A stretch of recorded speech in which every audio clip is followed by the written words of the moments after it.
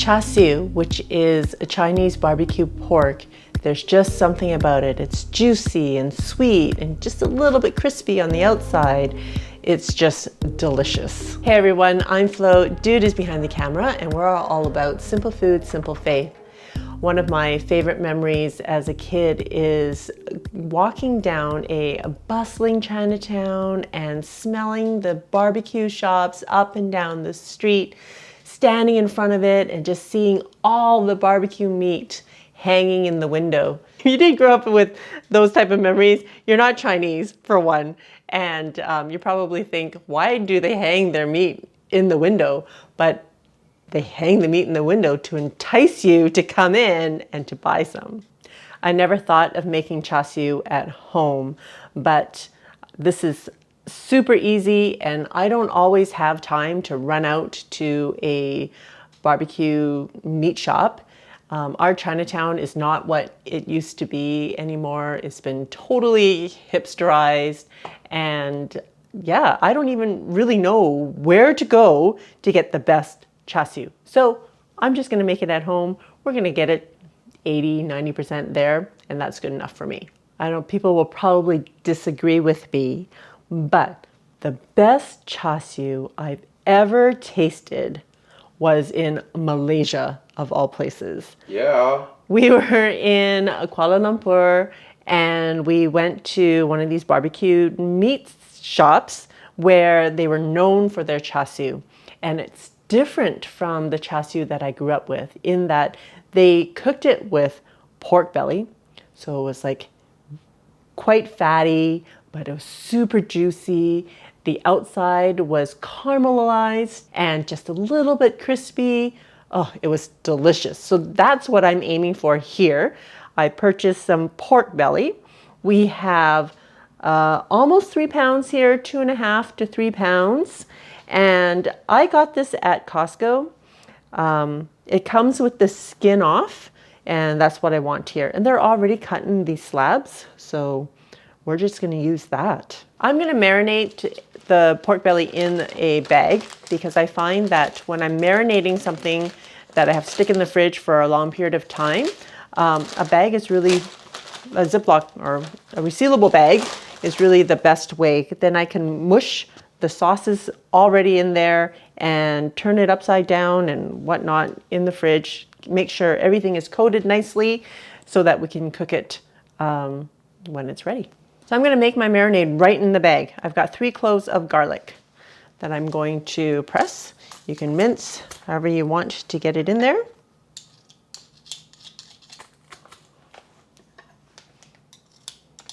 Two teaspoons of salt. And again, I'm just estimating here, guys. Half a teaspoon of 5-spice powder. 1/4 teaspoon of ground white pepper. 1/4 cup of white sugar. It doesn't look white because I use our organic cane sugar, which is a little bit yellow, but essentially it's the same thing. Half a teaspoon of sesame oil. 1 tablespoon of hoisin sauce. I'm not sure if I even have a tablespoon in here. 3 hours later. Because this I'm at the bottom of my bottle. Have you noticed the theme lately, guys, that I've been running out of sauces? Well, that's because I use them. It's been about cooking at home, especially during this pandemic, every single meal. 1 tablespoon of oyster sauce. 1 tablespoon of soy sauce. And finally, I picked up my bottle of Shaoxing wine, and I'm particular about Shaoxing wine, so I wasn't able to order this on Amazon or anything like that because it's not available. But I did manage to finally get to an Asian market, and 1 tablespoon of Shaoxing wine. Now, we did notice that when I didn't have any, I just substituted with bourbon, which is a great substitute, but you can also substitute with whiskey or sherry, something along that line. And it's still yummy. Okay, and I'm just gonna seal this up. And we're just gonna shake it up.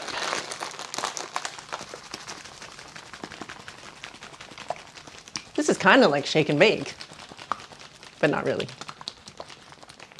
Oh my goodness, it smells so good. I'm gonna save 2 tablespoons of this marinade so that we can use it to baste, and the rest we can use to marinate the pork. One more. I'm gonna put all 4 slabs in here.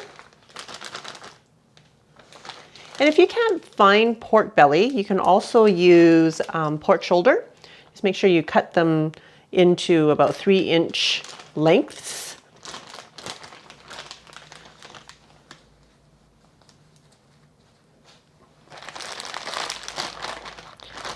I'm going to try to squeeze as much air out as possible.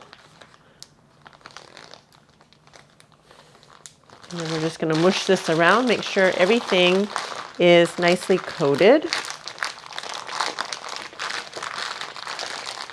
So I mushed it around quite a lot.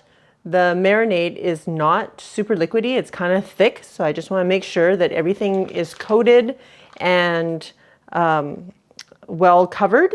And then we're going to stick this in the fridge for at least 2 hours, up to overnight. We're going to cover the marinade with some plastic wrap, and we're going to put that in the fridge as well. It's late in the day here. We're going to finish cooking this tomorrow.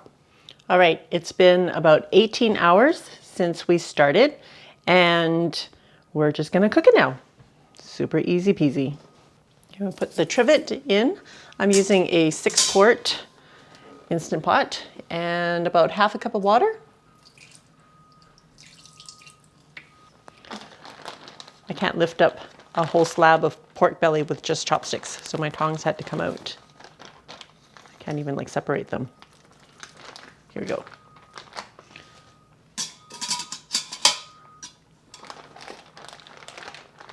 Oh, it smells so yummy. All right. I still can't get the lid. You made it make a really weird dying sound. All right. Putting the lid on, locking it into place, making sure the sealing knob is on sealing, and we're going to just high pressure for half an hour. That's it. You make it way too easy. We'll see. I quick released after we finished cooking. It took about 13 minutes for it to come up to pressure, then 30 minutes to cook. And now we're gonna see what it's all about. Well, it doesn't look like much. Usually when meat is steamed, that's what it looks like. Not great. Remember, we set aside about 2 tablespoons of the marinade, and now we're going to turn this into a glaze. I am adding 2 tablespoons of honey.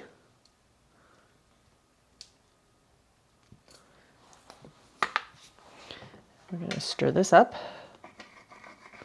And it's really quite thick, so what I'm going to do also is add a little bit of water to thin it out a little bit. And maybe about a tablespoon of water.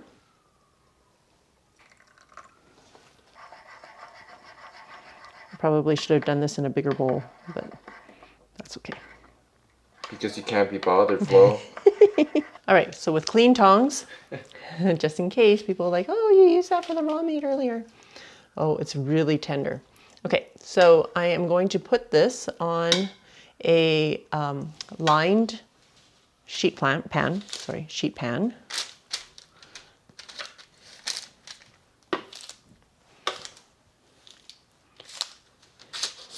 And I'm using parchment paper because I live dangerously like that. Just make sure it's not sticking up on the edges, otherwise it could catch fire. Probably should have put it on a bigger pan now that it's all laid out. I thought, oh, it could all fit. All right, well, it does all kind of fit. Okay, so I'm going to use this glaze to baste.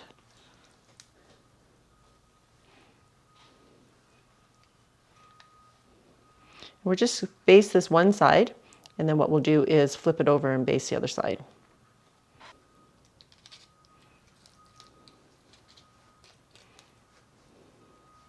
Oh, it smells so good. Okay, we're going to go stick it under the broiler. I'm going to say 3 to 5 minutes, and then we'll flip it over. Whoa, dude. Oh, it looks so good.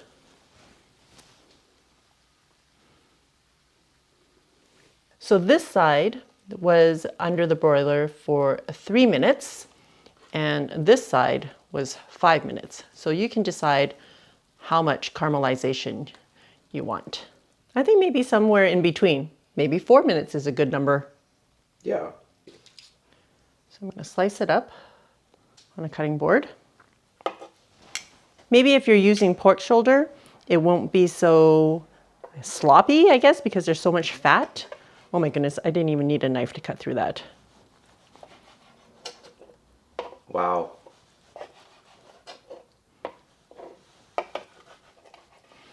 It's essentially bacon, right? Yes. So traditionally, barbecue pork is using pork shoulder or pork butt to cook. But I'm using pork belly, which is extra fatty. But you can also use pork tenderloin. And I think with the pork tenderloin though, if you're gonna do it in the Instant Pot, I probably wouldn't cook it that long, like maybe 15 minutes, because there's no fat in it and it's already a tender cut of meat. I've tried making Char Siu with pork tenderloin, but using sous vide, and that way I can control like how moist the meat is. With the pressure cooker, I'm really hesitant to put tenderloin in the pressure cooker, but you'll just have to experiment.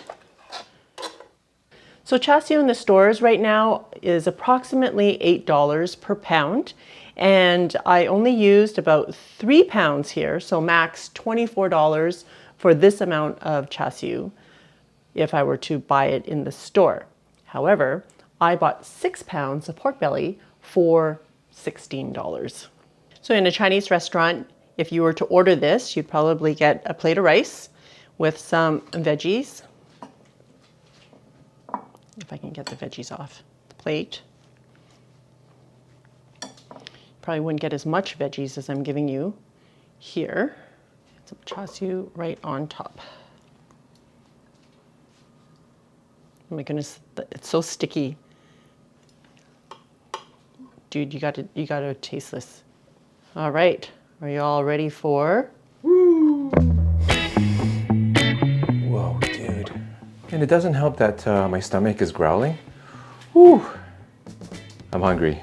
I'm loving that you've been delving into childhood favorites, cultural favorites. And not only does it save us a ton of money, but it allows you to kind of rediscover or discover like your heritage, and we benefit because the flavors are amazing. Okay, so remember that Flo broiled one side a little bit longer than the other. I think a minute longer. So I think 2 minutes longer. 2 minutes longer. So here it goes. Wow, that just fell apart as it was being grabbed by my chopsticks. Wow, so tender, like literally melt in your mouth, guys. I don't need any rice. This is just for show, but I want to just get into the meat. I kind of like that one side is more caramelized than the other. I just got some of that little crispy edge on the other side and a little crunch inside. Wow, amazing. That marinade is sufficiently sweet and aromatic. I don't know, is there 5 spice in there? There is. Very reminiscent of Char Siu, but with a modern twist. Your twist on it, Flo, with the pork belly. I don't know if I can go back to the other cut. This is amazing, guys. You have to try it. Great. Thanks, dude. Traditionally, Char Siu is also a red color, so I think sometimes they do use red food coloring, but originally the red came from fermented bean curd, which I did not use in this recipe, only because I wanted to create a recipe that had ingredients that you would find easily and that you would use. If I were to use this, it would just be for this one dish, which I'm not doing. But my mom likes to eat this, and this is why we have this at home. But generally, I don't use it in my cooking.